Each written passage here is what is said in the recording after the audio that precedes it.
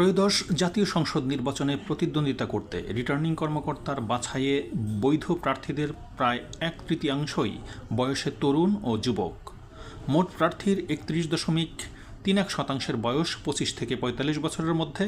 বিশ্লেষণে দেখা গেছে 25 থেকে 35 বছর বয়সী প্রার্থীর সংখ্যা 179 জন, যা মোট প্রার্থীর 9.73%।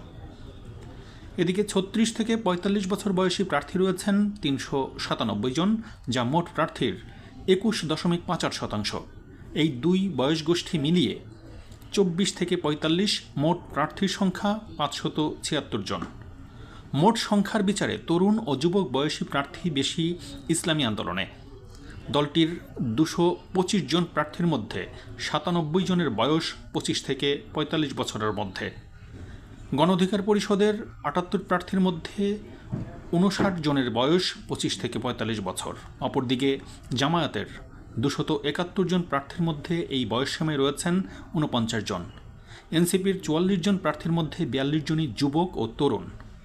বাংলাদেশ খেলাফত মজলিসের 70 জন প্রার্থীর মধ্যে 37 জন এবং জাতীয় পার্টির 147 জন প্রার্থীর মধ্যে 34 জনের বয়স 25 থেকে 45 বছর। অন্যদিকে অন্যতম বৃহত্তম রাজনৈতিক দল বিএনপির 291 জন প্রার্থীর মধ্যে মাত্র 18 জনের বয়স 25 থেকে 45 বছরের মধ্যে। এর বাইরে বাকি দলগুলো থেকে 549 জনের মনোনয়নপত্র বৈধ ঘোষণা করা হয়। তাদের মধ্যেও 201 জন তরুণ রয়েছেন।